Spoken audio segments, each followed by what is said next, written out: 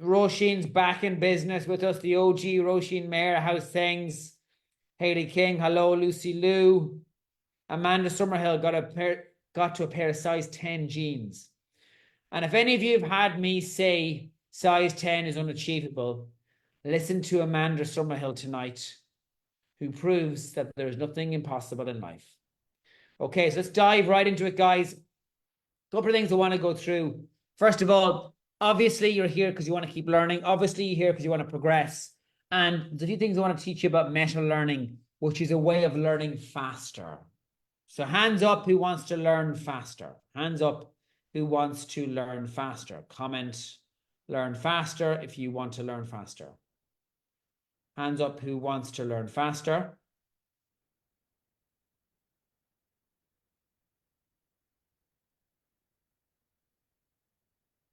Hands up who wants to learn faster. Lorraine, hello.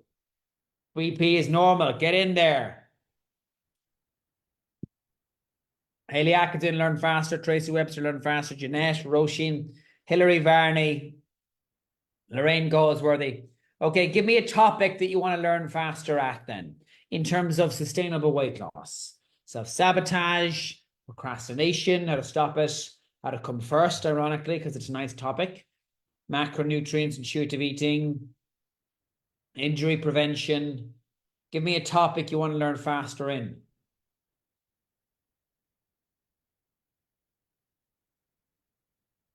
Loads of people want to learn faster. Okay. Your ability to learn faster is massively going to influence how far you go with this.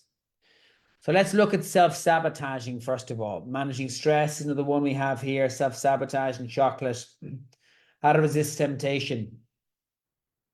So which one are we going to pick? Which one are we going to pick? Let's go self-sabotage. Okay. If you want to learn about self-sabotage, there's a couple of things I want you to know. First of all, ask yourself the question, how can I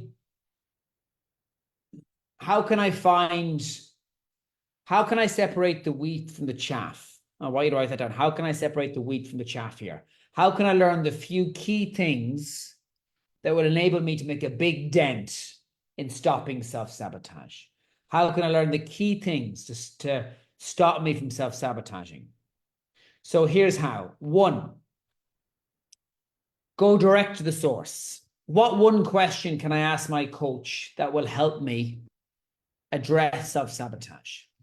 Let's comment this below. What one question can I ask my one-to-one coach and behavior change coach? It's the wheat from the chaff, Sati. That's my accent. Apologies.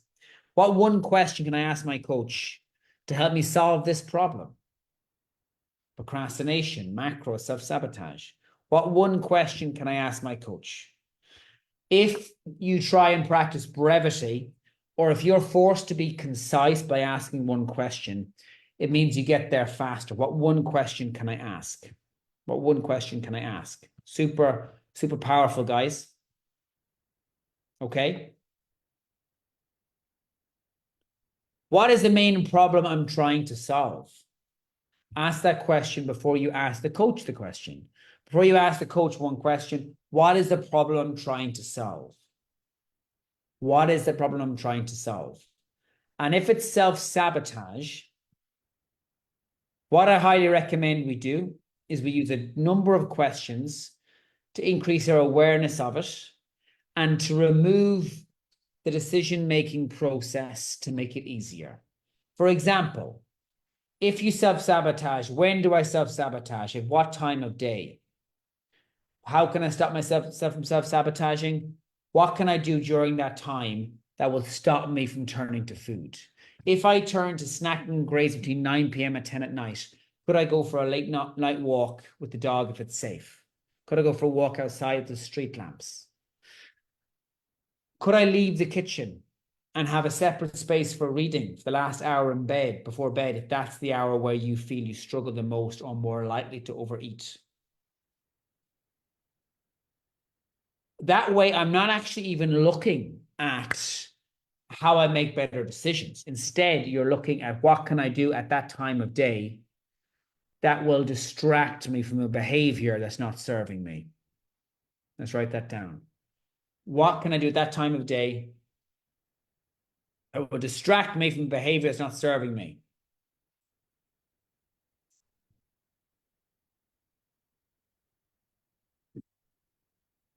The way you learn faster is by being able to ask yourself specific questions.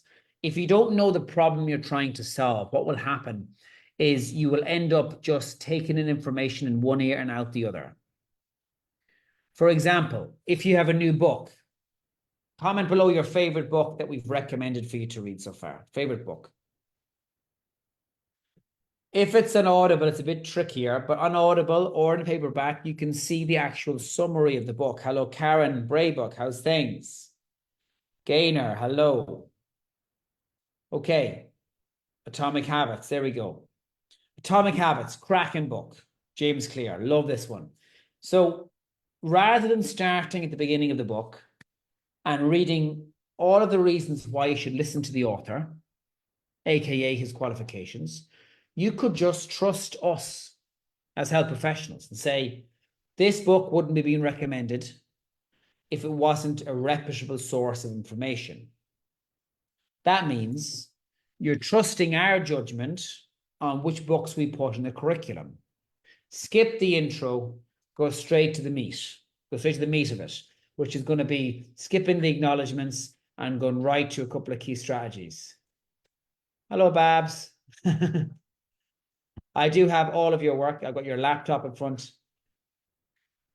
Baby monitor as well. There we go. Thanks, Babs. Appreciate me hijacking your office. Can we give a big shout out to Babs for letting me actually have her office? Otherwise, there'd be no live tonight. 5, 4, 3, 2, 1. 5, 4, 3, 2, 1. Another fantastic book, which is Mel Robbins, Making Faster Decisions. But when you're looking at a book now, ask yourself specific questions. What am I looking to get out of this book? What problem am I looking to solve? What one question can I ask my coach so I feel more comfortable with this? And then you can actually dial it down. So again, going back to self-sabotage. When does it happen? Why does it happen? And the next question would be, what can I do to prevent it from happening where I can't input distractions? What can I do to prevent it from happening when I'm forced into making a decision that perhaps may or may not be helpful for me?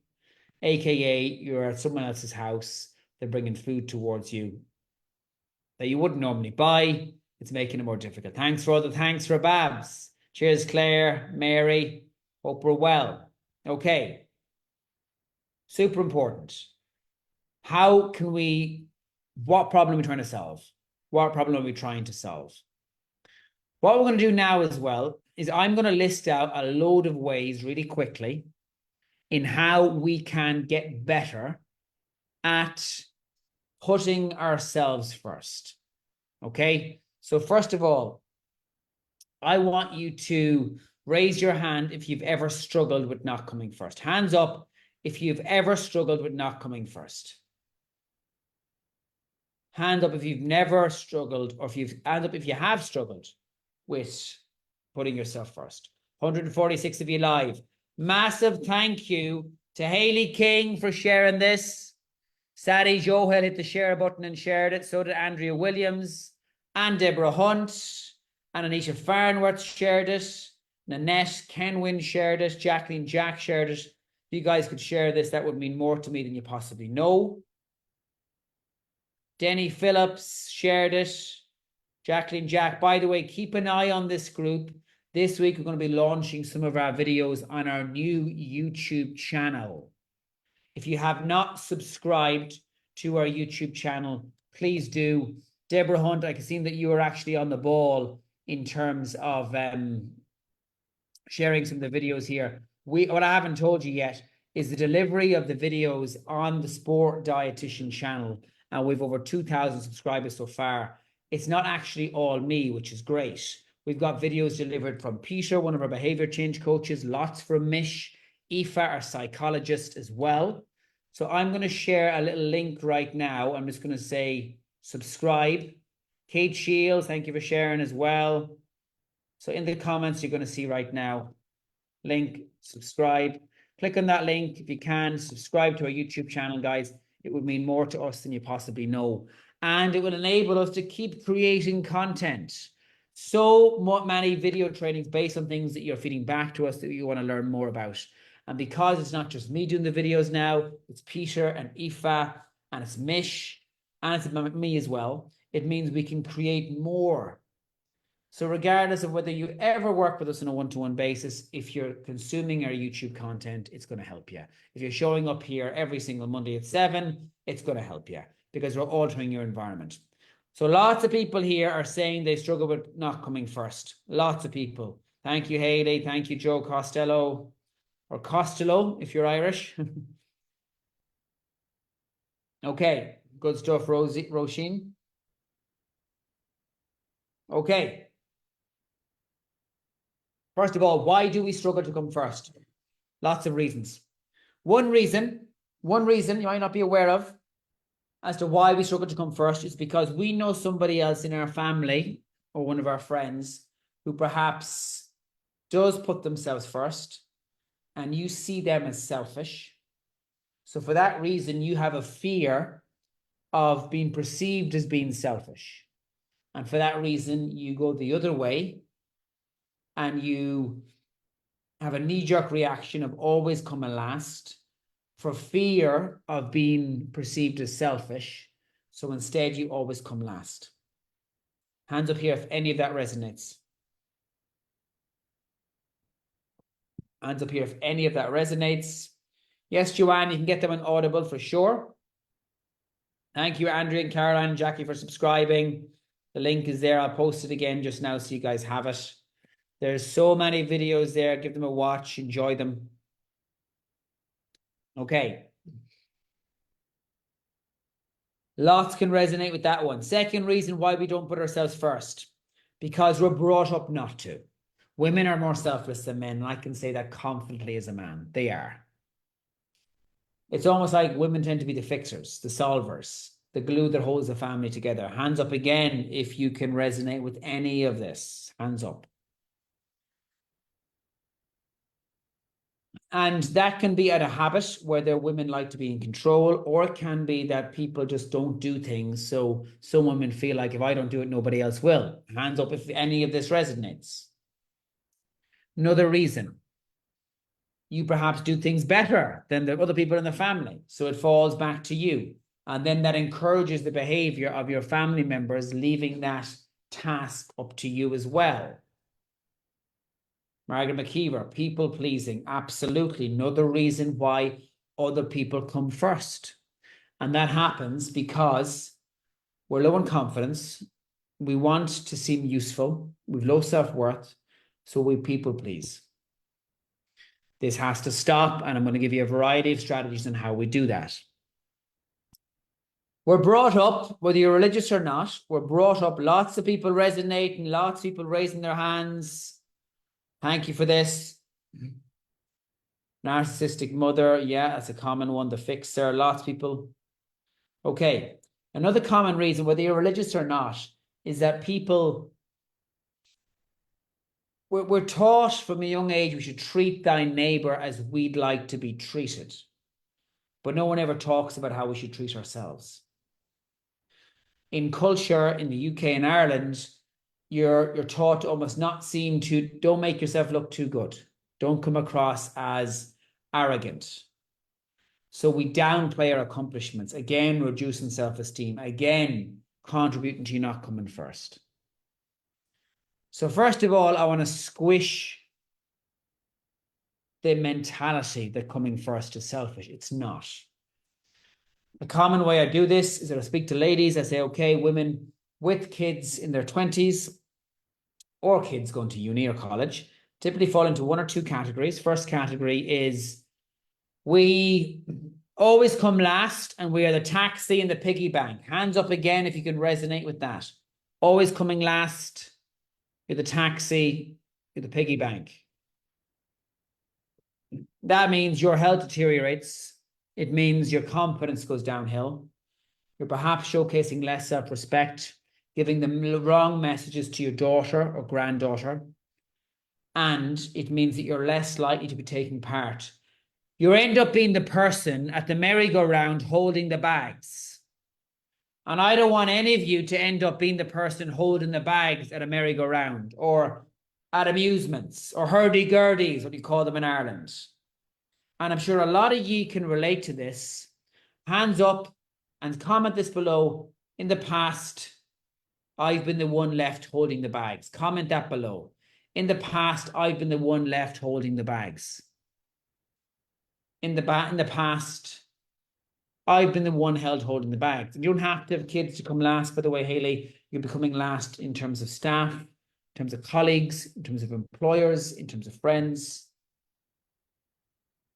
Alton Towers holding the bags. I don't want that anymore, Christine, for you. Or Lulu, or Sonia. I don't want anyone to be stuck holding the bags. Like, what is that? What is that? And people expect it too. They expect you to be the person holding the bags. I will participate, not spectate. I need to come first. So here's an example of you refusing to be the one holding the bags. You being the person who takes part is showcasing that self-care is important. And it means that your kids and your family have more memories with you. So the first thing we want to do in terms of putting yourself first, one, recognize why it's happened, which we've done. Two, change your perspective on why it's not selfish. And this is the most important one, actually. If I can change the perspective of even 3 people watching this, that self-care isn't selfish, then I'm taking that as a massive, massive win. Comment, I will no longer be holding the bags. Comment, I will no longer be holding the bags. I'm going to cause uproar at Alton Towers, so I am next summer. I will not, or the Christmas shopping. I will not be the one holding the bags. And why else? Like, what else comes before us? Like, dial it back now and think about what do we put before us? So if it's self-investment, for example, and I invest in myself every single 3 months, it's how I keep getting better. It's how I keep learning. It's how I keep passing on what I learned to you guys, as does everybody else in TSD, continual development. We prioritize a family holiday, for example, over our own health and mobility and personal development. Most of us go on a family holiday in some shape or form every couple of years at least. But there's no point in going on a family holiday if A, you're behind the camera and not in the photo, B, you're the one stuck holding the bags, or C, you don't actually enjoy getting dressed or the hot weather or the beach or the bikini because you're covering up. You're shying away. You're thinking twice when you're asked to do paddleboarding or surfing or cycling. And all that headspace is being taken away because of your weight, or in some circumstances, you're asking for seatbelt extenders. Comment the word resonates if any of this resonates. Because you can spend all the money in the world on holidays, but if you don't fully enjoy it because of your weight, like, what's the point? What's the point?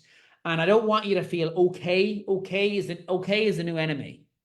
Okay is it's not bad enough to do something about it yet. Okay is I'll wait till it gets worse. Okay is I'll go back to try something I tried in the past that I know no longer works. Okay is the enemy. I don't want you to be happy. I want you to be elated in every single aspect of your life. That's by improving your finances. Amanda Summerhill, by the way, is coming on later. Share that she's got a massive promotion, which I'm so happy for her. Improving your finances, your time freedom, setting better boundaries, putting yourself first. Here's another way in how we do this. Someone comes and asks you to do something. So you know what? 100% I will be there for you. But first, I've got to be there for myself. So I can't do it now. But I can't do it now, but I can do between 3:30 and 4:30 or between 5 and 6. What would you rather? I can't do now, but I can do between this time and that time. What would you rather? You're not asking them, is it okay for you to come first? You're telling them you're coming first, and you're saying, these are the 2 options you have. I can come and help you tomorrow morning or tomorrow evening. What would you rather? They have to pick one. It's not oh, but I can't do either one. If they push back and say, what about now? I can't just now. I can't now, but I can certainly do it tomorrow. I can also do it the day after. but I can do it the next day. Don't feel like you have to explain yourself. Why can't you do it now? Because I can't. That's an answer. Because I can't is an answer. Comment because I can't is an answer. Don't start to feel like you have to defend the reasons as to why you're important, as to why you putting yourself first is important. And a massive thank you again, Jackie Ralt, for sharing, Irene Heller for sharing, Haley Pope for sharing, Karen Braybrook for sharing. Is any of this helpful? If any of this is helpful, guys, please comment the word helpful and hit the share button. Share it. There's going to be someone in your circle who will benefit from this. Of course there will be. Because I can't is an answer. If someone asks you, because I can't is an answer. Love it. Okay. Someone asks you to go to an occasion. Give me an occasion that you've been invited by friends or family that you have said yes to that you hate. Give me an example here, guys, please. Give me some examples. Helpful and powerful. Ronnie, thank you for the lovely comment. I appreciate you. Appreciate that a lot. Thank you, Ronnie. And Janice as well. Thank you, Janice. Today. Lovely to see you.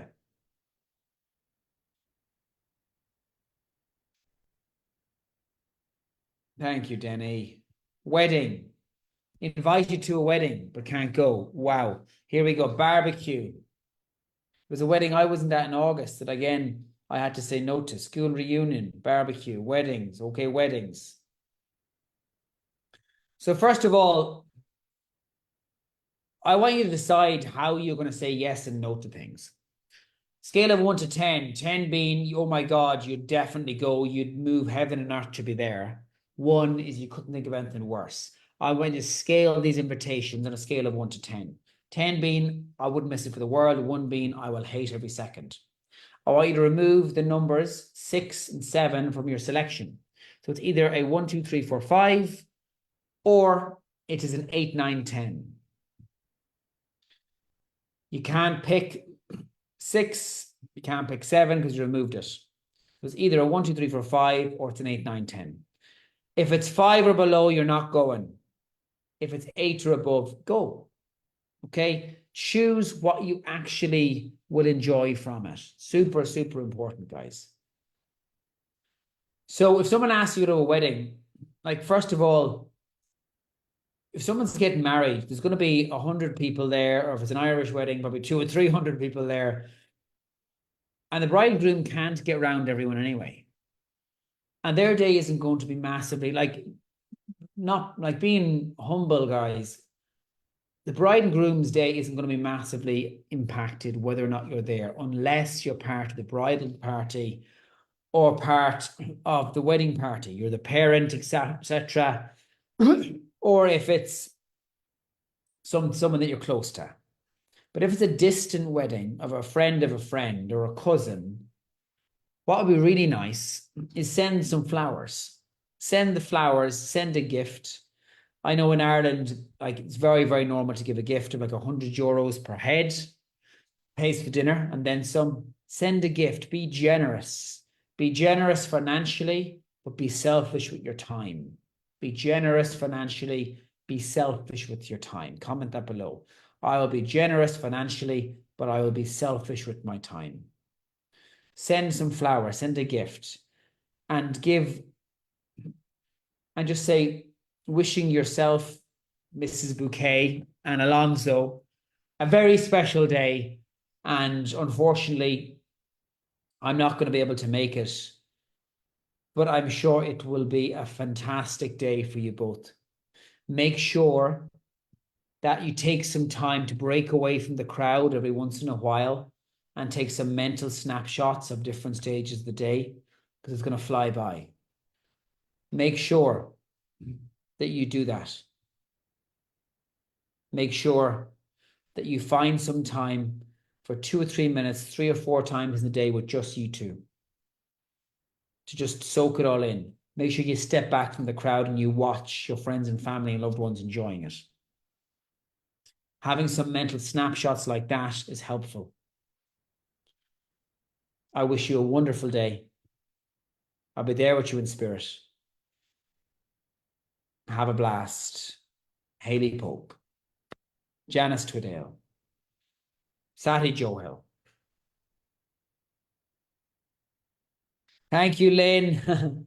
Be generous financially, but selfish with my time. And I use the word selfish. I actually don't even mean selfish. I mean, be careful with giving your time. Can't get it back. Okay. Any of this helpful, guys? Any of this helpful? Amanda, if you want to hop onto the Zoom link any second now as well, I'm going to bring you on. How else do we put ourselves first? How else? We set a rule. All of you in Elite Physique Platinum should be well accustomed to some of my rules. My wife loves my rules. A little rule I have right now to minimize arguments in our household is I will not make a decision after 8:30 at night. Babs comes to me, Alex, let's go to XYZ or XYZ. Look at my watch. She's normally running at like 8:25, try and catch me on the hop. And I'll say, well, you're fair enough. You've got 5 minutes, so make a decision. But it's past 8:30 at night. I'm not the best version of myself. My energy levels are low. So I will say, let's talk about it tomorrow during the walk. So let's think of a rule that I've taught you guys in the past. Sadie South, if you never say no, then what is your yes worth? That's a fantastic question, Sadie. I love that.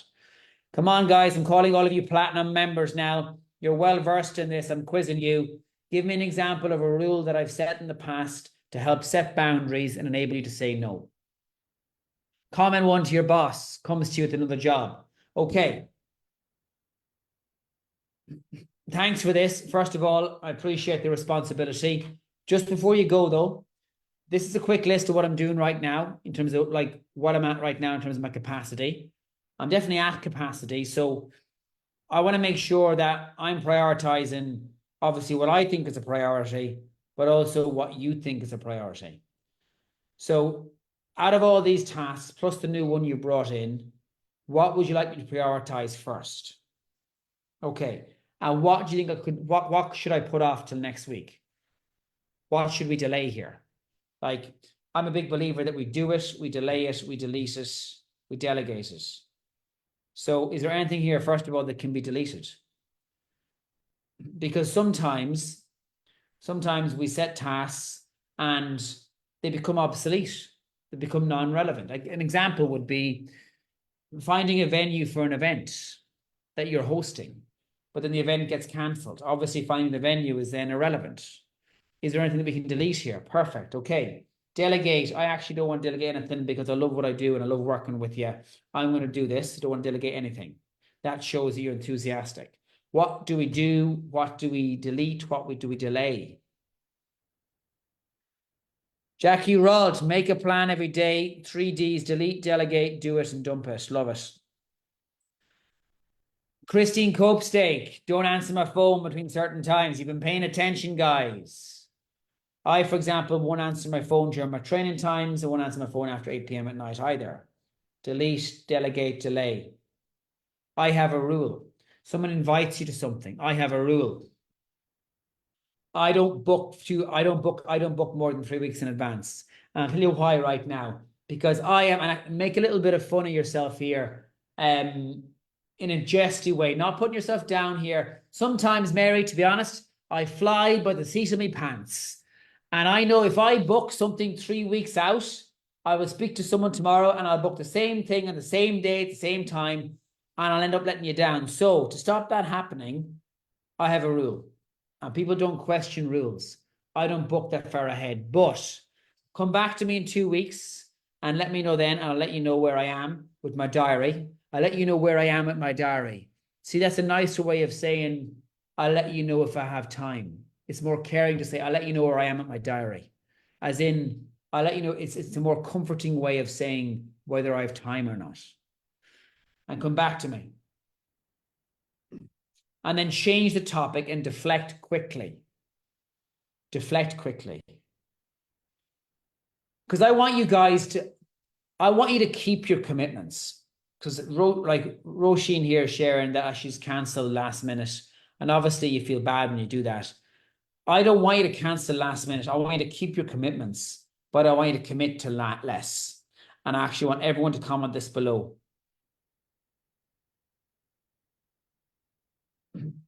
I will commit to less, but I will keep my commitments. All of you committed to Tough Mudder next May. Stick with it. I'm going to post the details now. I'd love to see you there in person. Sign up to Tough Mudder. Be part of it. Watch the montage video I've just shared. London, 10th of May. Be part of it. Be part of something special.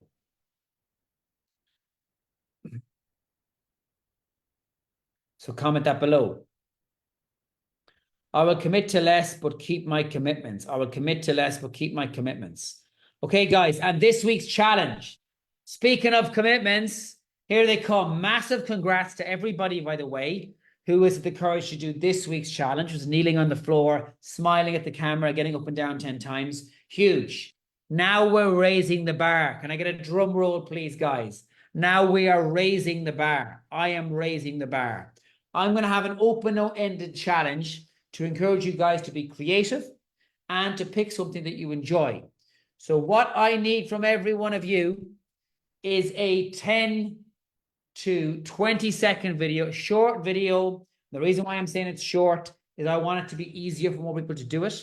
If you do a longer video, it can seem a bit scary. I want it to be short, concise, of you doing an exercise of your choice. Whether it's in the gym with barbells or dumbbells, or whether it's with resistance bands at home, or whether it's with body weight. Any exercise of your choosing, a 10 to 20-second video. 10 to 20-second video. And the only condition is I want you wearing a big smile and your favorite gym clothes. Your favorite gym outfit that you have right now. Your favorite exercising outfit if you train at home. Favorite outfit, wearing a massive smile, 10 to 20 seconds, exercise of your choosing. Hands up who's going to commit to this now. I'm asking you to commit to less by having a 10 to 20-second video. If you want to share a couple of videos, that's fine too. If you want to try 2 or 3 exercises. But I want everyone watching this now to commit to one. In the inner circle this week, I commit, inner circle challenge, smiling exercise challenge complete. Smiling exercise challenge complete. If you smile in itself, it makes you feel better. And by the way, if you're a sweaty mess, great, no harm. You don't have to look pristine. Just enjoy it. Enjoy it. Who commits? Sadie South is committing. Lucy's committing. Leslie Ann is committing. Paul is committing. Joanna's committing. Denny Phillips is committing. Who else is going to commit? Jenny Tai Chi Queen is committing. Claire Perrin is committing. This is the biggest commitment I've ever seen on our clinic before. Flora is committing. Jackie is committing. Samantha Hunt's going to commit. Change that verbiage, Samantha. We're not giving it a go. We're committing because you're more than capable, Samantha. Haley King, Haley Pope, Jackie, Dana, Smiling Exercise Challenge. Leslie Hamilton's committing. Amazing. Fantastic. Keep commenting. I will commit. And don't break your promise to me now. If you commit and you comment it, see this through. See it through. Let's do this. Love it, Jackie Westbrook. Excellent.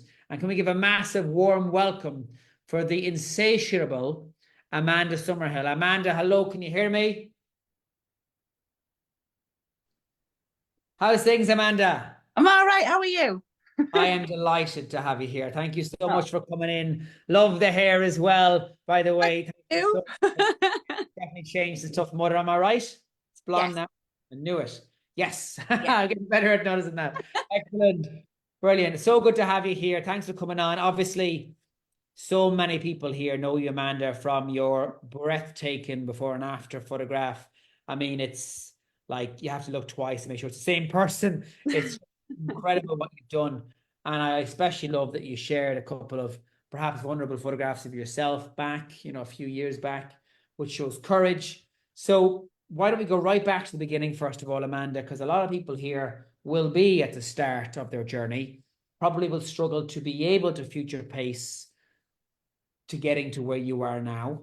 Yeah. So at the start, what was it you would say that was impacted by your weight? I think more than I realised at the time, probably. I was doing the whole, I'm all right. If this is just how I'm going to be, that's, I can accept that.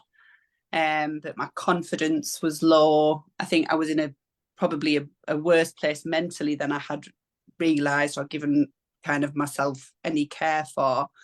But definitely. Apologies, sorry. Go ahead. So yeah, it was that, and I'd got to the point where I didn't want to go anywhere. I've always been a very social person, but like that totally resonates with what people were saying. As much as I was so looking forward to the holiday that we were going on, it was for John's birthday. I didn't want to go. We had people coming out to surprise him because it was, and I didn't want them to come because I felt like it would make me feel even more uncomfortable, because some of the people that were coming on the holiday were a lot slimmer than me, even though they're my family and, you know, I love them and they love me. I just felt really uncomfortable in my own skin. And I'd lost kind of a sight of me, like the me I've been previously. There was a lot going on that I don't think I'd thought about either. This whole thing we were saying about self-care, you know, my mum and dad, and I know there's a lot of people in the group in the same situation. My dad's very poorly, my mum has Alzheimer's, and you know, there's so much going on outside of you that you just forget about yourself, and then you become kind of like, I don't know, you just think, well, this is just the way that it is. And that's how I felt it was. And I knew I felt really low in myself, but I just was kind of glossing it over for everybody. I was like, oh well, my favourite one was always "there's no wrinkles on a balloon," and I just was like, well, you know, because and I think that was another thing. I'm 50 this year, and it just kind of made me think, well, that's just how it is now. I'm probably going through the menopause, and that's just how it's going to be. And I spent a good probably year before I joined TSD telling myself that that's how it had to be, and that's how it was. This is really important because what we say to ourselves influences our beliefs, and those beliefs influence our actions. So when we downplay it or berate ourselves or make a joke of ourselves, it's a form of self-preservation to stop someone else from doing it. But also what it does is it justifies us staying where we are.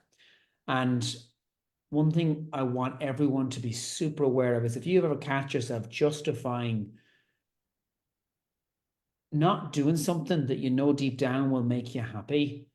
Like a lot of people here have got parents who perhaps have got health problems and they can relate to how short life is.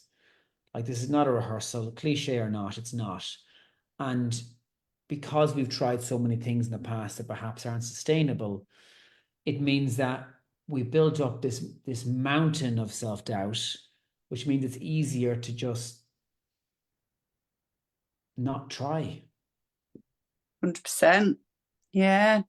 And I think, and I'm, you know, you get to a point where you just think there's so much to do. There's, you know, the mountain that you've got to climb is so big that you just don't know where to start. And that's where I was. I just didn't know where to start. And I felt as though I was never going to get to anywhere near where I would want to get to, because I just had so much to lose. And I felt so bad in myself. My eating was really poor. I've never really been a binge eater or anything like that, but I've never eaten fruit and veg. So I was like, well, it's just not going to, it doesn't matter what I do, it's not going to work. And I kind of told myself that, I think. And yeah, you just kind of think, well, how am I possibly ever, if someone had said to me then that I'd be here now, I just wouldn't have believed it. I just think I'd have been like, well, that's not going to happen. Beautiful thing, you see, you only believe it when you it's a tricky one because you've all heard that, I believe it when I see it. Yeah. That's a dangerous phrase because it means that you don't believe it until you see it. But if you don't believe it, you're not going to see it. So it's almost like having someone like myself or one of the coaches saying to you, well, yeah, of course this is going to happen. Of Yeah. course you're going to lose the weight. And then if we say it with such certainty from experience, then very slowly you start to believe it. What have you achieved, Amanda? So I'm nearly 5 stone down. So I've lost about 100 and something centimeters. I can't remember what it is now. That's 28% of my body weight from when I originally started. 8% of your body weight. Yeah. Like Yeah. that is huge. Statistically, Amanda, you will live 15 years longer because of what you've done. Wow, I didn't realize that. 15 years longer. If anyone else watching this, if you've lost 10% of your body weight, that equates to 15 years longer. I don't have the stats on 28%, Amanda, but it's certainly going to be more than that. But that's just putting that into context in terms of what you've actually done. Yeah, and do you know what? It's been. I think I said when I did my post, it's been, some bits of it have been elating. It's been amazing. Like doing, when I did my measurement set, when I said it was a year since I'd started doing progress reports, I hadn't done one for a while. I'd hit a massive plateau and I was starting to get hacked off. You ask Ferrari, he would tell me off all the time. But you start, and but it's so weird because previously I'd have thought, oh well, that's it. I'm not going to get to where I'm going to go, and well, what's the point? And I never once have thought, what's the point? I've had my frustrations. I've shared them in the inner circle. I've had my times where I've just felt like it feels unfair because I'm doing this and nothing's happening. But you don't necessarily know what's going on the inside. But the big difference for me with this is I've never fully given up. I've never thought, well, that's me. I've had a bad weekend. What's the point? I'll have a bad week, which I would have done before. I'd have a couple of weeks where I wouldn't lose anything. I mean, I literally put on and lost the same stone for about 8 weeks, yeah. Which was frustration central for me. But somewhere along the line, you kind of realise that it's just going to be like, it can't be like it forever. Fra would always be saying to me, you can't be losing 3 and 4 pounds every week. Because when you first start as well, sometimes you have those weeks where you don't lose anything, but then you'll have a big win or a big loss as it is. And then the longer you get into it, they become smaller and smaller. And I think that what this has taught me is that it's not necessarily about what's on the scale every time. It's about how you feel in yourself or how you impact on somebody else, and how it's just as good to share the bits that aren't great. It's just as good to put those things on when you feel a bit crap and you think, oh, I've been really hard and I've tried, because you just need somebody else to say to you, I've been there too. And sure enough, if you keep plugging away, and there's some amazing people in this group who you look up to and you just think they've all had those times like that, and we all have. It's not always going to be plain sailing, but I think it's so different when you do it this way, because you learn the bits that that work, yeah. And that's always there in the back of your mind when you're having those times where it's not, where you haven't had loads of loss or whatever it is, and it's there, and you do realise that eventually, if you just keep plugging away at it, you will keep getting there. That's a really important message, Amanda, because, like, first of all, there's so many reasons why the scales won't show progress. It could be time of the month. It could be that you've had a salty meal. It could be that you're hitting a plateau and you're going to have a big jump, because weight loss is never a straight line. It's a staircase, as you see. But what's incredibly powerful to know that if you can humanize yourself by showing vulnerabilities like you do, and actually share struggles like other people do in the inner circle. And I'm not just talking to you, Amanda, I'm talking to everybody here who's watching this, who perhaps doesn't share enough in the inner circle. If you can humanize yourself by sharing struggles, and if you can fight to find your wins, and if you can point blank absolutely refuse to quit or stop learning, then success and everything that you want in life is inevitable. It's a matter of time. And I really believe that. And Amanda, you're just a powerhouse of success. Obviously, I met you at Tough Mudder just gone in Manchester, and you're telling me about your work and your promotion as well. Like, how would you say progressing with your personal development has contributed towards that? Honestly, I think that's been the biggest win for me. That the confidence that you get from doing this, it is partly about the weight, but I think it's, you see yourself differently somehow. I've never felt, and this kind of goes back to probably being a kid a little bit, and always that comparing myself to others and not maybe feeling like I've made the grade, even though I know my sane brain tells me that I've done some things that have been successful. I've never felt it. But the personal development and the kind of confidence that this has given me to just think, well, actually, yeah, I have achieved that. I would never in 1 million of years have gone and put myself in for this job 6, 8 months ago. I just wouldn't have done it. I wouldn't have had the confidence when I very first started because I felt so self-conscious about myself. And I couldn't speak about myself in a positive way. Yeah. I'd find that I was being show-offy or, something like that. And I've always been kind of, I think if you're self-deprecating it, like you said, if you get in there first, nobody can hurt you by saying something mean about you, I suppose. But yeah, I just went into this interview with a kind of, oh, if it happens, it happens. If it doesn't, it doesn't. It's not going to be the end of the world. And things like Miracle Morning and meditation and stuff helped me realize that, like, whatever happens, I can't change it. I'll come out of that room and I can't change what's happened in that hour and a half or whatever it is. So I'm just going to have a conversation with somebody and see what happens. And then, yeah, they offered me the job. So I was like, okay.